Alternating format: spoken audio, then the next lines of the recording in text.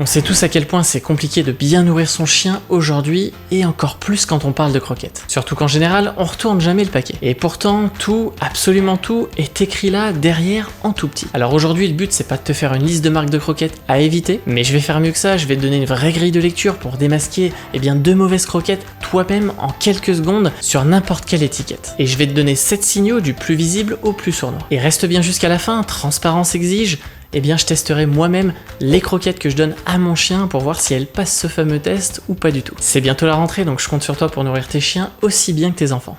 Mais avant de commencer, je vais t'expliquer pourquoi tu n'entendras aucun nom de marque spécifique dans cette vidéo, et pour ça je vais te donner tout simplement 3 raisons. La première, c'est que les recettes, elles changent relativement souvent, donc il peut y avoir une recette qui est mauvaise, la suivante qui sera très bonne, donc on peut pas forcément juger la marque ici. En deux, une même marque, elle peut avoir une gamme médiocre et une très bonne gamme de croquettes, donc forcément, encore une fois, ici c'est difficile de faire la part des choses et de dire que telle ou telle marque est mauvaise, donc c'est pour ça qu'il faut vraiment s'attacher à l'étiquette plutôt qu'à la marque en elle-même.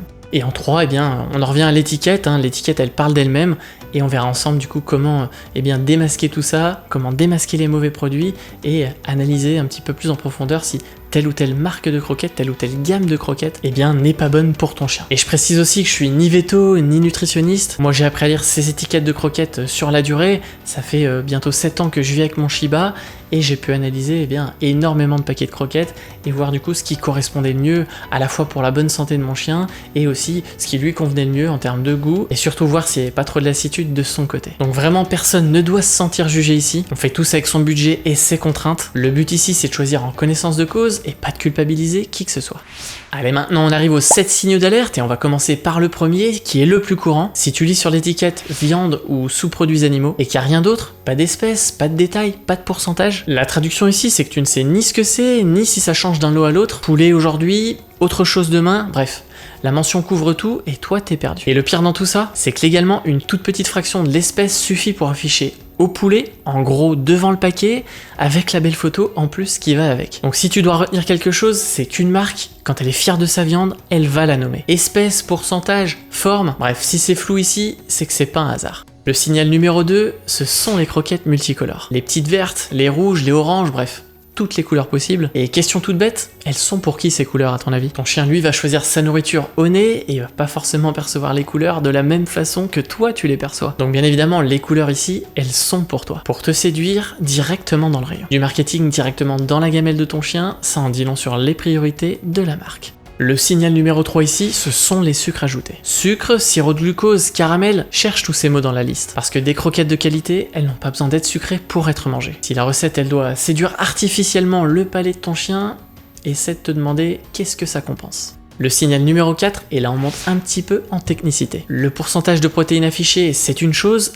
mais regarde d'où elles viennent. Gluten de maïs, concentré de protéines de pois ou de pommes de terre placé très haut dans la liste. Et là, le chiffre de protéines gras. Mais ce n'est plus de la viande qui le fournit, c'est du végétal qui fait le travail. Et attention ici, une nuance importante. Le problème, ce n'est pas la céréale ou le végétal en soi. D'ailleurs, j'ai fait une vidéo entière sur les croquettes sans céréales, tu peux la retrouver juste ici ou également en description. Le problème ici, c'est plutôt quand le végétal, il va faire le travail de la viande en douce pour gonfler un chiffre. Le signal numéro 5, et celui-là malheureusement c'est le piège que la plupart d'entre nous sont prêts à gober, et moi le premier pendant des années, quand tu vois marqué poulet frais en premier ingrédient. Plutôt impressionnant, n'est-ce pas? Sauf qu'ici, il y a un détail, c'est que la viande fraîche, c'est environ 70 à 80% d'eau. Une fois cuite, l'eau elle s'évapore, et le poulet dégringole dans la liste réelle des ingrédients. Donc le fameux premier ingrédient du paquet, il peut se retrouver 4e ou même 5e en réalité. Les marques transparentes, elles vont détailler à la fois le frais et le déshydraté séparément. Et retiens bien ce signal parce qu'on va s'en servir dans quelques minutes. Le signal numéro 6, et c'est certainement le plus sournois d'entre tous. Le découpage d'ingrédients ou encore ce que les pros appellent le splitting. Le principe ici, c'est qu'un même ingrédient est listé en 3 morceaux. Maïs, plus loin farine de maïs, encore plus loin gluten de maïs, chaque morceau pris séparément descend dans la liste. Et la viande du coup paraît dominer. Sauf que si tu recomposes mentalement tous les morceaux, tu verras que le maïs, il va remonter en tête. Et la hiérarchie réelle de la recette n'a plus rien à voir avec celle affichée. C'est légal, c'est malin, et maintenant, tu le sais. Et le signal numéro 7, le méta-signal, celui qui résume tous les autres, l'opacité générale. Pas de pourcentage, pas d'espèce, pas d'origine de fabrication, une analyse nutritionnelle réduite au minimum légal, et vérifie un mot précis, aliment complet. Un aliment complémentaire ne peut pas être la ration de base de ton chien. c'est un complément comme son nom l'indique. La règle d'or de toute cette vidéo, la voilà. Une marque qui est fière de sa recette, elle va la détailler. Une marque un peu plus évasive, elle a ses raisons. Et un petit peu de bon sens pour finir, de la bonne viande à prix plancher, ça n'existe pas. Quelque part, quelqu'un paye la différence et c'est écrit sur l'étiquette. Bon, je peux comprendre que 7 signaux à analyser, ça peut paraître un peu beaucoup dans les rayons. Alors je vais te condenser tout ça en 3 questions. En 30 secondes chrono, pose-toi toutes ces questions. La question numéro 1, les premiers ingrédients. Est-ce que je vois plutôt une protéine animale nommée? Espèce, pourcentage, oui ou non? La question numéro 2, parlons chiffres. Pourcentage détaillé, analyse complète, origine de fabrication, bref, est-ce que la marque ici joue telle carte sur table? Et la troisième question, les intrus. Les sucres, les colorants, les sous-produits vagues, les ingrédients découpés en morceaux, est-ce que j'en repère ou pas? Et voilà ici le verdict, il est tombé. 30 secondes, c'est tout ce que ça te demande. En 30 secondes et 3 questions, eh bien l'étiquette te donne une réponse. Et maintenant, voici le moment que je t'ai promis au début, la transparence totale. Les croquettes de Sanga, le matin, c'est Franklin. Et je vais pas te dire que c'est les meilleures croquettes du monde, mais je vais faire mieux que ça. Je vais leur faire passer le test des 30 secondes. Exactement comme n'importe quel paquet. Question numéro 1, la protéine. Elle est nommée poulet 70%.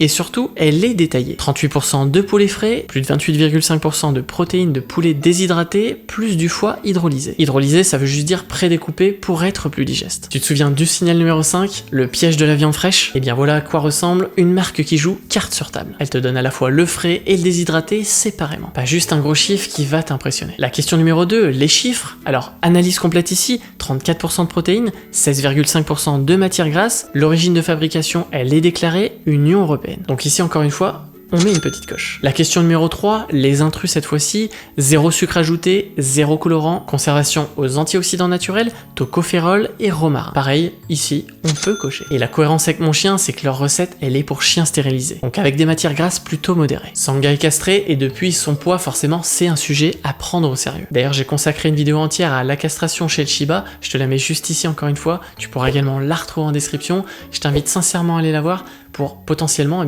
te donner des réponses sur est-ce que je dois faire castrer mon Shiba ou pas. Pour en venir aux croquettes Franklin que je donne à Sanga, attention, je te dois aussi quelques limites. Parce qu'aucune croquette n'est parfaite ni universelle. Un exemple concret, Sanga il va très bien digérer le poulet, mais le poulet c'est une protéine fréquemment allergène chez le chien. Donc si le tien y est sensible, cette recette précise n'est pas pour lui. Et c'est d'ailleurs écrit chez Franklin. Les bonnes croquettes, ce sont celles qui conviennent à ton chien et pas au mien. Et si jamais tu veux tester les croquettes Franklin, je te mets tout en description. T'as mon lien et mon code promo de 30% qui te permet de bénéficier justement sur ta première commande de 30% de réduction plus la livraison offerte. Donc je t'invite à tester si t'es en train d'hésiter sur telle ou telle marque de croquettes. Voilà, c'est une très bonne marque que j'utilise depuis très longtemps avec Sanga. Donc n'hésite pas à faire un test de ton côté, n'hésite pas à me le dire en commentaire aussi comment ça s'est passé, et surtout, pense à bien faire la transition si jamais tu changes les croquettes de ton chien. Et enfin, pour être complet sur la gamelle de Sanga, le soir je lui donne des repas frais. Ce sont des repas cuisinés Dog Chef. Donc des croquettes le matin, du frais le soir, jamais dans la même gamelle. Et oui, jamais dans la même gamelle parce que la phase de digestion entre les croquettes et les repas frais sont totalement différents. Donc les repas frais vont se digérer beaucoup plus rapidement que les croquettes. Il faut éviter de mélanger pour permettre à son chien de bien digérer et éviter les problèmes digestifs. Donc faites très attention à ça. Si vous faites comme moi, n'hésitez pas à bien séparer. Le matin, ça peut être le repas frais, le soir les croquettes ou l'inverse, ce qui convient le mieux à votre chien, mais évitez de mélanger. Et pour en revenir aux frais d'ailleurs, c'est pas des croquettes, du coup c'est une autre catégorie, et peut-être potentiellement que j'en ferai une future vidéo pour t'expliquer à quoi ça correspond, de quoi sont composés les repas frais. Tu pourras voir tout ça en vidéo, donc dites-moi en commentaire, pareil, si vous souhaitez avoir un peu plus de détails sur en quoi consistent justement les repas frais, et pourquoi c'est bien d'en donner à ton chien. Maintenant je vais conclure par te dire pourquoi ces 30 secondes sont très importantes. Ces 30 secondes, elles comptent vraiment parce que ton chien, il va jamais lire l'étiquette à ta place. Il va manger ce que tu lui choisis 2 fois par jour toute sa vie en te faisant une confiance aveugle. 30 secondes de lecture contre 15 ans de gamelle. C'est vraiment le meilleur ratio d'amour que je connaisse. Alors maintenant, je vais te lancer un petit défi. Va chercher ton paquet de croquettes. Là maintenant et passe-le au test des 30 secondes. Et dis-moi en commentaire combien de signaux tu as trouvé. Bien évidemment sans citer la marque parce que c'est pas le sujet de la vidéo. Le but ici c'est d'apprendre à lire et décrypter une étiquette de croquettes. C'est pas un tribunal. Et si tu veux la checklist complète au format PDF à garder sur ton téléphone pour tes prochains achats, elle est gratuite et le lien est en description. Allez, on termine là-dessus, on se retrouve très vite pour une prochaine vidéo, et en attendant, prends soin de toi, prends soin de ton loulou, et surtout, apprends à retourner le paquet de croquettes.